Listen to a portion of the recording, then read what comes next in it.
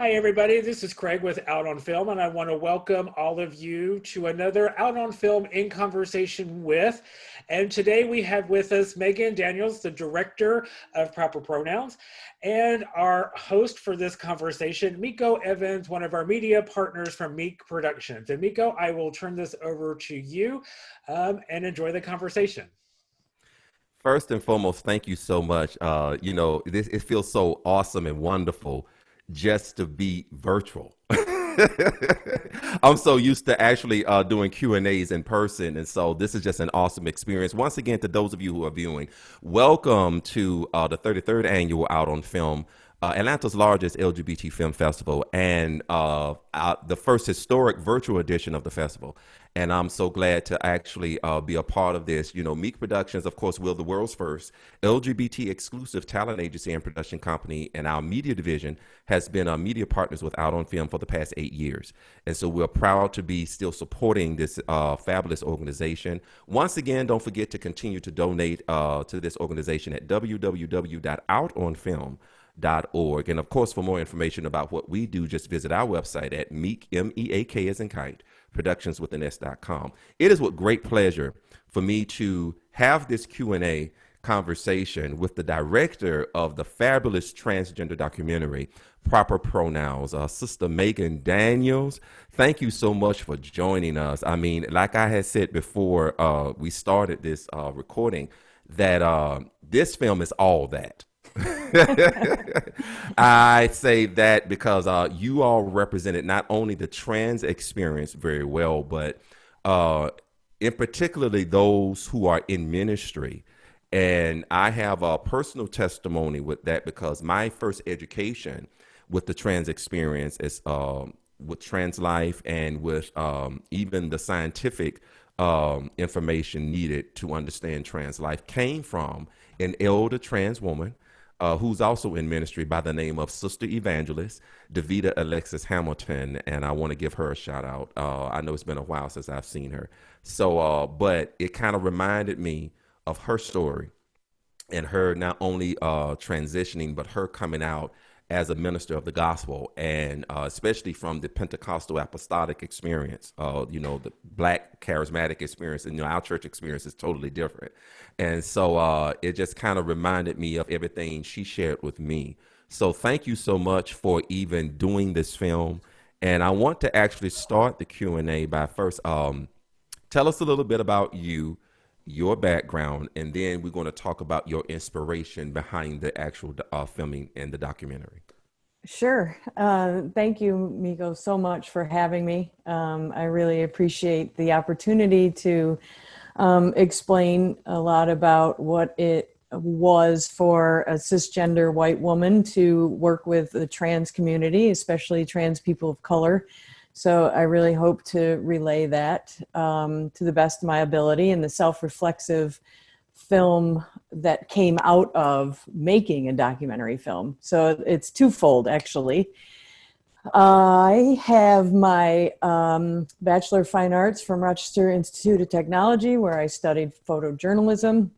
I then went to get my Master of Science in Adult and Community College Education, so I could teach photography at the collegiate level.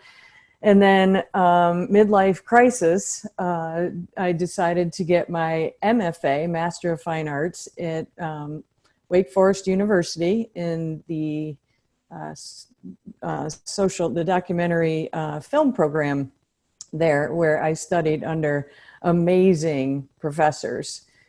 I was so fortunate to have people like Peter Gilbert and Sandy and Cara, and so many amazing professors, Cara Pilson and Sandy Dixon. And so I started the film as a thesis project. It first was a short. Our first year in school, we had to have a film that was about 9 to 10 minutes. And I met Liam because he is the first trans man to graduate from the divinity program at Wake Forest University. Get out of here. Which is so huge. Liam is a history maker. Yes. Oh, in so many ways. So he graduated, and he decided, to go through as a trans man, and everybody honored that, and they were all wonderful as he worked through the program.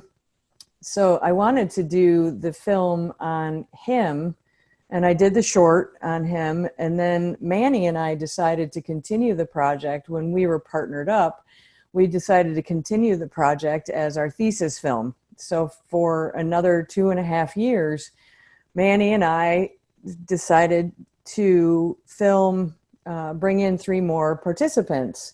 Liam is a very humble guy. He said, you have to bring in trans people of color, and you have to bring in Dawn Flynn. So Michael and Deborah and Dawn joined the project, and it just has been an amazing experience for all of us. It was very, I was nervous. We were nervous going in because we are cisgender. And it's, we've had the question multiple times proposed to us, as it should be, what right do you have? And that is something that we had to really grapple with. We had to decide, who we were as filmmakers. How do we use our platform to help tell their story, but also shut up and not tell their story for them? Absolutely. Yep. So that was something that we really had to learn early on. And I didn't want it to be a film where people came in for a good cry and nothing more. I wanted audiences to walk away with a new perspective, not only of the trans community as well as the trans ministers themselves, but also that filmmakers can walk away with a new perspective as well. That was really important.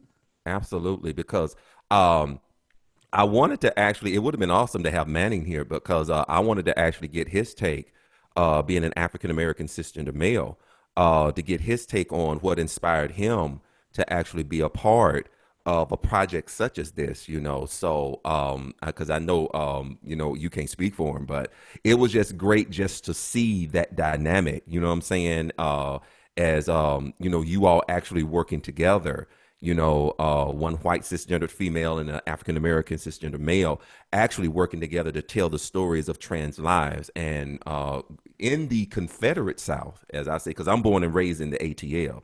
So I'm from the South as well. So just to tell that experience, because growing up in the South is a totally different dynamic than most people fail to realize. And then when you're having to deal with, especially if you are a person of color, and then having to deal with not only the discrimination issue as it relates to skin color, but then in having to deal with the discriminative issues as it relates to your sexual orientation or gender, or gender identity. So that was very important. I feel that you all actually conveyed that very well. I mean, when the whole documentary starts off, you actually see elements of the South, in particularly the uncomfortable elements of the South. You start off first by even showing the Confederate flag still being waved in certain southern states and in certain southern, cities and stuff. So that was very, very captivating to actually get people, caught up in that particular imagery. That was very, very, very well done. Well, thank you. That's Manny's mastery right there. We had to, he and I are 5 hours apart. Wow. So when we were doing this project, we would, once there was a time we met at a hotel in between the two of us, because, at school, it's difficult. We're there together, but we have limited time together. And we just went to this hotel and we took pictures off the walls, and sticky notes went everywhere.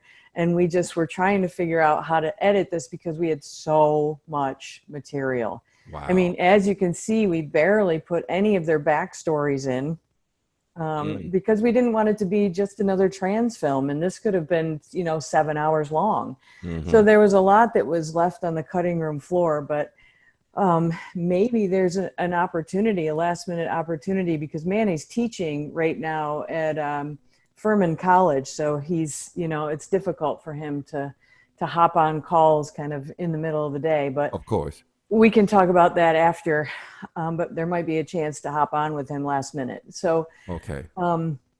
there, it was something that we decided because with where we are currently and Confederate flags finally coming down and Confederate monuments finally coming down, Manny was like, we have to get this up front. And I'm really glad that worked for you guys. Even though It it's did. uncomfortable, it makes everybody uncomfortable that, are not flag wavers. Absolutely, because and it also introduces the audience to the Southern experience that LGBTQ plus people go through, and in particularly the the Southern trans experience. And I love how you all captured each person's story, because I know even in our journey, where when we do interviews with people in the LGBTQ plus community, I love the fact that everybody's coming out story is different. And one of the main mistakes that the general public makes is, once again, just like they do with people of color, they think that all of us are a monolith, and we are not. Even in the LGBTQ plus community, that's why we're like the alphabet soup. I mean, there are so many different experiences just within our own sexual and gender identity communities. And I love how you all was very careful in how you captured each trans minister's experience, their coming out stories to some degree, as well as their journey to transitioning and their journey to ministry. The fact that you all was able to captivate that within what, an hour and 15, 20 minutes, that was very beautiful. Well, thank you. It was tough. I'm glad we were able to get all of that into an hour and 5 minutes. that came through in that time period.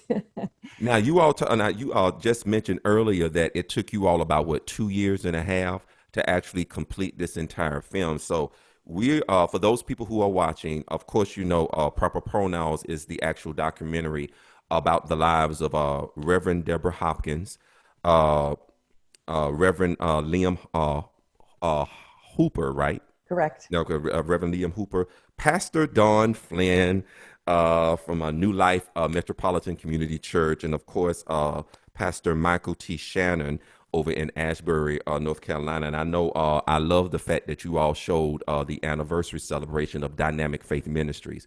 That was beautiful. So I want to give all of them a shout out. I love how you all actually talked about the lives of each one. You started off with Pastor Deborah. And what really tripped me out with Pastor Deborah is the fact that I love how she was just so comfortable walking in her Bud Light house shoes. I love it. So many people cracked up at that, and she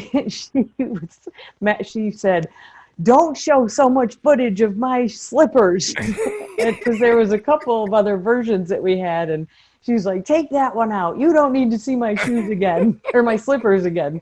So it was funny, and people giggle at that, and that's what there are times that it's lighthearted, and it has to be. I mean, it's not only about showing their humanity and show how, yes, they were Bud Light slippers too, but it's also about some sort of comic relief, because it is a very heavy.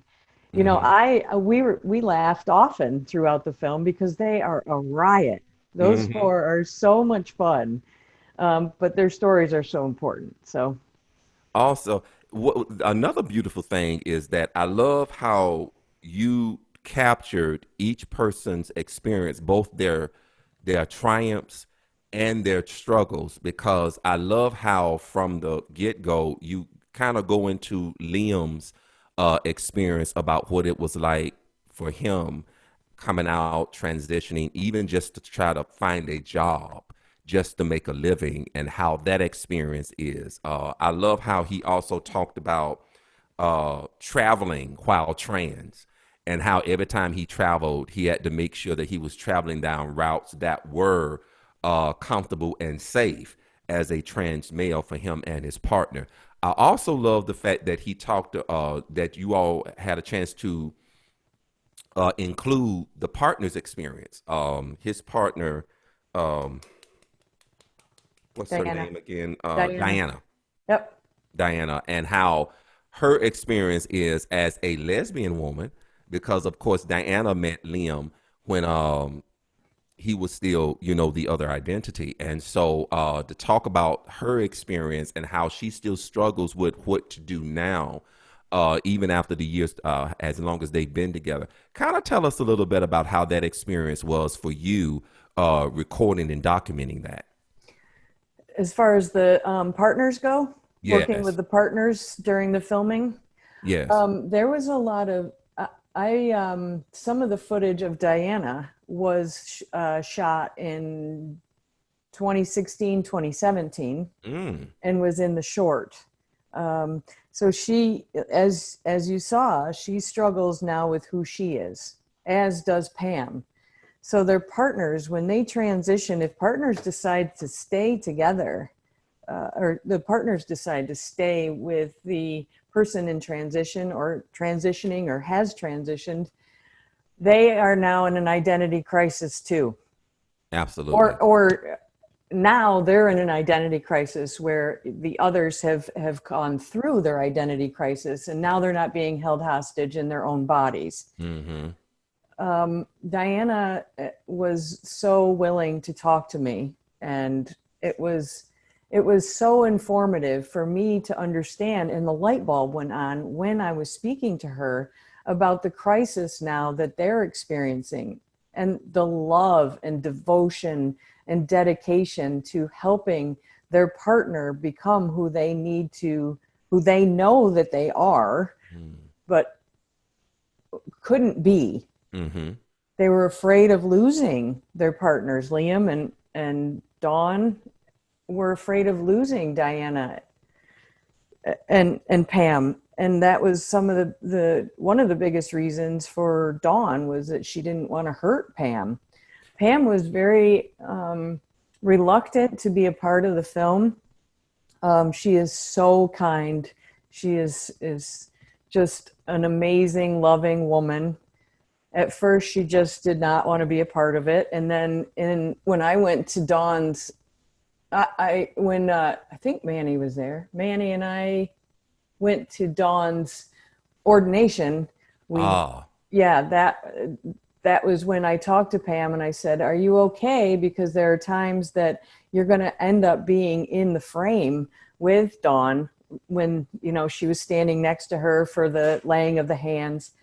And I asked her all that afterward, and she said yes, she was. And I was thrilled because the first time I filmed her was when their heads are together in the beginning of the film, where she has the flowered dress on. And, you know, I'm filming Dawn, and all of a sudden Pam walks up, and I finally put it together when I heard Dawn say, "This is going to be a tough one," because she had talked about Pam before I was actually there. And it dawned on me that that was her, you know, her partner, her spouse. So that moment was just so tender. And I told Pam what I had done, and she was okay with it. She was okay with me going to Linville Falls. And she was okay with me going with them to Walmart. And, you know, it just was something that I felt so grateful that these guys were able, and I say guys, I'm from New York, so it's not a y'all thing. I'm not a y'all girl. I'm a these guys. So I don't mean that with any gender identity. Of course. These guys were all just so kind to me. They taught me so much. They gave me a gift. My role as an ally, as a filmmaker, that's what I could offer as my platform. I needed people to see that the benefits they've enjoyed in life are direct results of the fact that someone else did not have the same benefits. So I was exploring my past.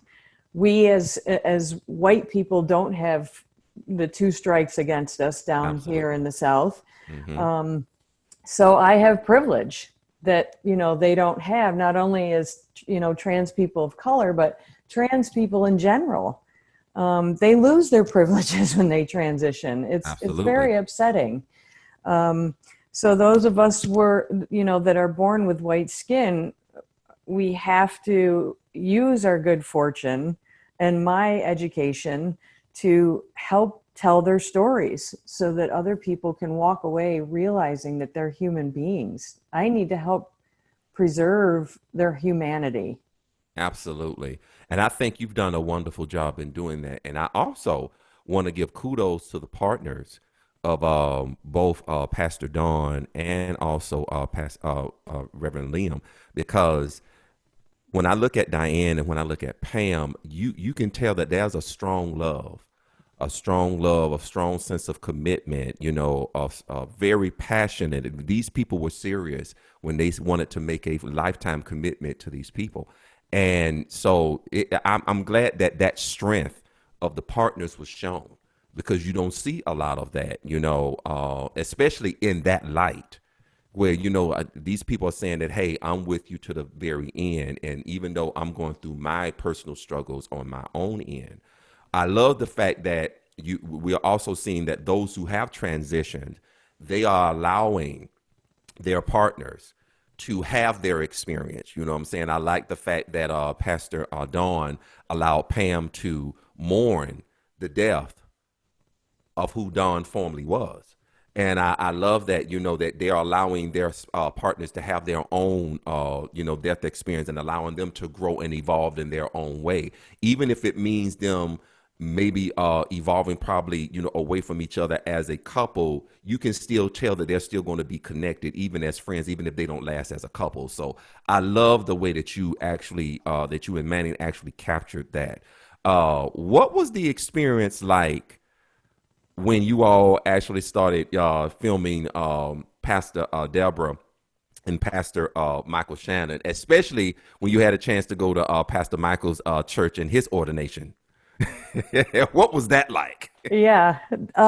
So we graduated in May 2019, and we did not, our first cut for the thesis deadline that we had was not exactly where we wanted it to be. This was so complex that it literally took us to the very last minute before it was due. So that was pretty much when we showed the film in May 2019. It was a rough cut, in my opinion. And of course we passed. It wasn't, I have my degree. Thank you. But I needed to take it from there. So Manny was so willing to bounce, be there to bounce ideas off of, but he was, he needed to step back from the film for personal reasons with his family. He has 2 kids and his wife is getting her doctorate. And so in June, beginning of June, I said, I am taking this. I'm going to continue filming. I'm going to edit it. And I'm going to do my best to get their story out, because Michael and Deborah, we did not have time to get them in the rough cut as much as we had hoped. So I filmed them extensively between, I think, June and I think it was probably October before I cut myself off. I had to cut myself off from filming. But I was able to, I feel I really got to know more. Of course, I've had tons and tons of Black cisgender friends. But this was a different experience for me. I had never had trans friends that I knew of until this film. I've been a part of friends with the LGBTQ community and supportive of them since I was little, of course. Awesome. Because I'm from upstate, my parents are hippies, and that's how we roll. Everybody's equal.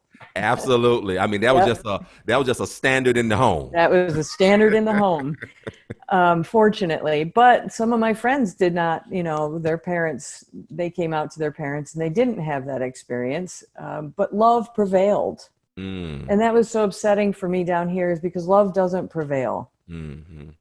Scripture prevails. And that was one of the reasons I made that film. And I don't mean to generalize, because I feel like the South has made strides, but we're not where we need to be.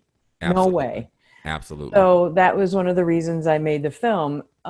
Getting to know and spending time with Deborah and Michael was just something I will always cherish. they took me on journeys, not only as trans people, but as African-American people living in the South. Mm-hmm. And yes, of course, I am not oblivious to everything that goes on down here. That, as far as I've been here 20 years, and I'm not oblivious to anything as far as African-American people of color. Absolutely. I know the strikes that they have against them already, but to see it in a way where I was spending hours and hours of time with people just walking around the community, they have to be sure that they're safe because of the color of their skin. Mm-hmm. And that was, I wasn't, like I said, I wasn't oblivious to it, but experiencing it when I hadn't, because they are trans, it was really, it made me sad.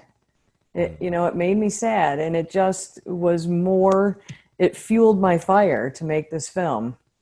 And I would love, if it works out, for you to talk to Manny, because it's so, he puts it so eloquently in ways that I just cannot, of course, because I have white skin and he has black skin. So he has fears. He's in South Carolina. So he has fears there, even that I don't have in North Carolina, or my African-American friends don't have in North Carolina. Mm-hmm. You cross that border and things change a little bit between the two states. So, yeah, because even up here in Georgia, we have to constantly remind transplants that, yes, there's Atlanta, and then there's the rest of Georgia. Right.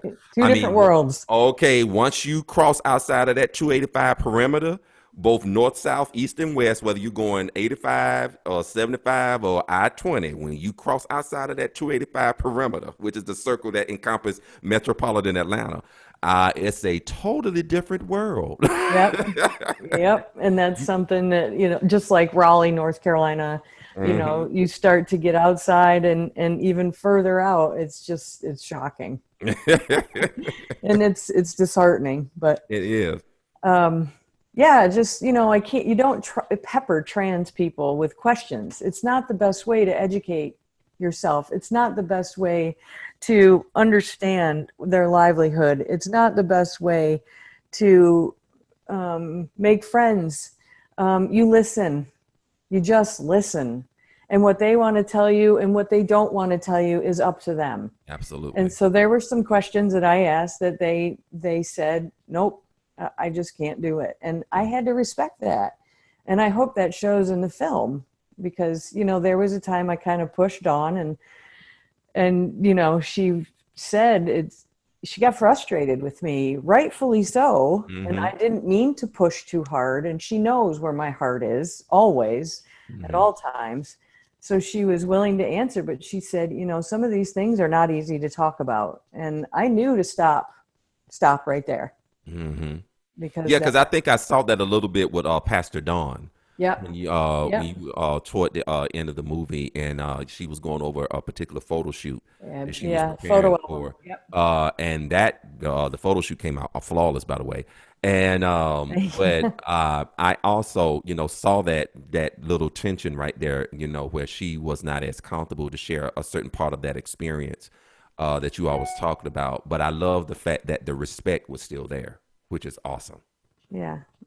Well, thank you. And I think it's mutual. I mean, I think that they've grown to respect me. I had, they shared their experience of what it means to be trans. I'm grateful to them, not just for tolerating my ignorances. I did my due diligence with the research and development part of it. Manny and I did, but they had to teach me things by being there with them. And I hope the audience is submerged in these experiences. I was exploring my past as well. Mm-hmm. I was a Catholic. I walked away from Catholicism. I walked away from, religion. I'm spiritual, but I am an atheist.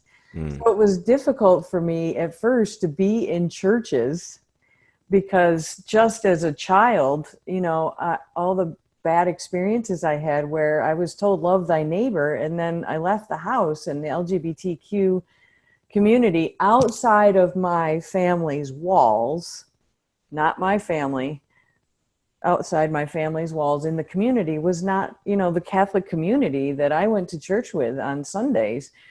They didn't accept the LGBTQ community, and I didn't understand that. I couldn't wrap my head around it. So I left, and this is kind of, for me, it's the self-reflexive film, because they taught me different ways to look at scripture, understand scripture in a way that I can accept, I can embrace.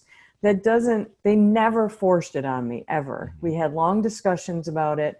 I feel that I'm still an atheist, but I see scripture in a different way that I can embrace.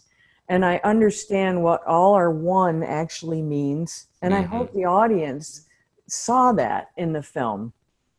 That, when religion becomes about exclusion, absolutely, it's no longer about inclusion. So when people are disenfranchised and there's oppression and racism and segregation, they cannot fulfill their one profound longing, and that is finding something that matters to them. Absolutely. And that's, religion and family and blending are what they have finally achieved. And although they're still questioned very extensively, who do you think you are being in the pulpit? They finally have ministry that makes them feel whole. That's the beautiful thing about it, because I know before we close, I want to talk about two topics that really ties into everything that you just talked about. And I can relate to you because, see, I left religion a long time ago, and I'm omniversal now. And so I can totally relate, especially someone like myself, who is an African-American gay male that grew up in the Southern Baptist movement from a traditional standpoint. And then I was Church of God in Christ for 2 years. And but like I said, that was the catalyst in me leaving religion. And because for those people that are watching, I'm hoping that you all finally realize that there is a difference between being religious and being spiritual. Totally two separate things. So I'm glad, Megan, that you brought your experience up. But I love the fact that Pastor Dawn talked about the challenges that she had to face being a part of the Methodist Church, and what she went through, and how she was able to find Metropolitan Community Church in her area, and how she had her ordination there. That was just so beautiful. And I'm glad that you all captured Pastor Dawn's experience as it relates to that. Tell us a little bit more about that. And then we're going to get into the love interest and the love life of Pastor Deborah. So go ahead and talk about Pastor Dawn's experience with the Methodist Church first. She has been, since I started spending time with her, they have been such a welcoming community. But then there is the current issue, where the Methodist Church is not okay with any of this. They are not letting LGBTQ people into the pulpit. And there is a possible split. You saw in the last 2 frames or 3 frames before the credits that there is a discussion where there might be the Methodist congregation who is going to embrace and allow for the LGBTQ community. So I really think that that's where Dawn's, as far as where she is located and where she is doing her ministry, they are already at that point, which is fabulous. Because they're about inclusion. They're not just, okay, we will welcome you into our space. There's a difference between welcoming and embracing. Absolutely. And embracing the human being that they are. Okay, sure, come in our doors, sit in our sit in our pews. But that's as far as we're going to let you go.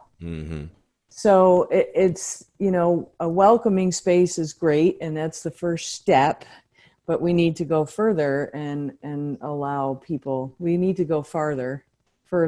My father's going to kill me if he's watching. I hope he's not. Right. I just screwed further up was my correct. right. I just screwed up my grammar. I'm like, oh my God, I screwed up my grammar. It needs to go further as far as being a welcoming space and being a space of inclusion when it comes to being allowed to be in the pulpit. So I think Dawn's church, where she's located, is just doing a really fabulous job of starting their grassroots movement. The congregation is wonderful. There are cisgender people in that audience, which is really wonderful. There are cisgender people that are part of the directors. So it's, part of the board, and it's just a really wonderful experience. The ordination was so special. Everybody saw how those pews were filled. That church was filled. And I cried. It was just such a moving experience to see first someone finally feel that they have found their calling and is not lost anymore, but also to be embraced by so many people of all different gender identities that just were there to see her make that transition from pew to pulpit. That was beautiful because, and I thank you all for also clarifying the position of the Methodist Church, because I know up here in Atlanta, every Pride, every year at Pride, I see a lot of the Methodist churches in the parade, and I see their inclusion and everything of that nature. So I was thinking that at least on the majority front that the Methodist Church was moving in the right direction. But I'm glad that you kind of clarified that in the movie that though there are some in the Methodist movement that are being not just progressive, but also inclusive and genuinely being inclusive, you still have those that are still holding on to the old fundamentalist ways.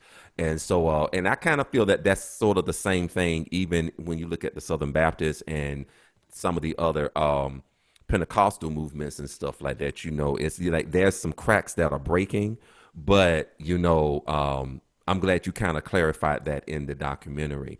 Let's talk about, to close us out, let's talk about Pastor Deborah and the love interest that she has now. Because I love, once again, how you all talked about what trans people go through once they transition and their sexual attractions now. Some of it stays the same, and then some of it is a little different. And so I know with Pastor Deborah, she had been, single for about 20 years. Yes. So to actually show where she actually found someone that she connects with in that intimate level and stuff, that was just very beautiful. So talk to us about that as we close out. I want to be sure that I don't speak too much on their behalf, Deborah and Renee's behalf, but as a filmmaker, I feel like I could speak to that, and I hope that's fair to be able to do that, because their relationship at that time was very complex, and they were, it was relatively new, and I was just so happy for both of them, because I think Renee has, she loves in a way that doesn't follow the stereotypes of gender. Absolutely. She loves people for people. And, Deborah is in the same way. I mean, they both love people in a way that really shakes up the definition of gender. So to see them together as a filmmaker was very inspiring. That sequence when we walked in the woods with the two of them and seeing one another take the other's hand, for example, was very moving, especially because they have different skin colors.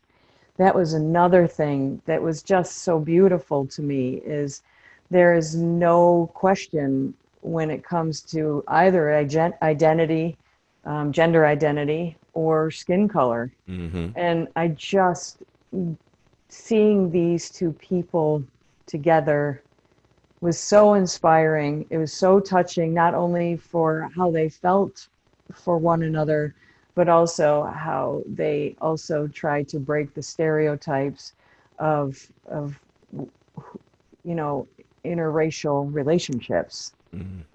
So that was so inspiring as well, because as it all comes back to, this is the South, and that is not something that is embraced. Absolutely. So to see the interracial relationship as a filmmaker, but also as a person, I was just so touched as a person, to see the guts that these two women have.